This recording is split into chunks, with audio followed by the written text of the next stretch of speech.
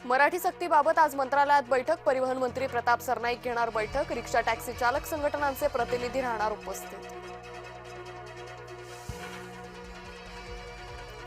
Rickshaw taxi चालकांसाठी मराठीची deadline पुढे ढकलली जाण्याची शक्यता। 3 ते 6 महिन्यांचा कालावधी देण्यावर संघटनांचा भर। निरुपमांची फोनवरून सरनाईकांशी चर्चा, सूत्रांची माहिती।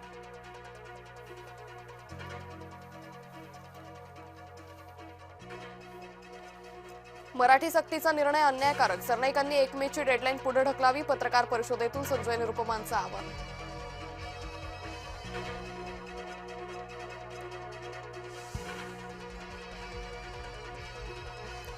महाराष्ट्रात राहणाऱ्यांनी मराठी शिकायलाच पाहिजे, मात्र हे करताना दमदाटी, गुंडागर्दी सुरू आहे। नाव न घेता जलीलांचा मनसेला टोला।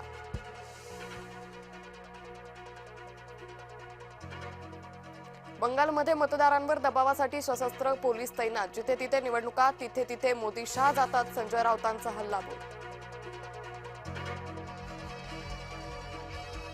तुमच्याकडून न्याय मिळण्याची अपेक्षा नाही, मला खोट्या प्रकरणात अडकवलं गेलं म्हणत न्यायमूर्ती स्वर्णकांता यांच्यासमोर उभं राहण्यास केजरीवालांचा नकार। राज्य शासनाच्या पद्म पुरस्कार समितीत सांस्कृतिक मंत्र्यांना स्थान नाही। सरकारकडून समितीच्या स्थापनेचा शासन निर्णय प्रकाशित। सांस्कृतिक कार्यमंत्री आशिष शेलारांना स्थान न दिल्यानं चर्चा। केईएमचं नाव बदलण्यास ठाकरे गटाचा तीव्र विरोध। किशोरी पेडणेकर, अजय चौधरी केईएममध्ये। रुग्णालय अधिष्ठातांची घेतली भेट।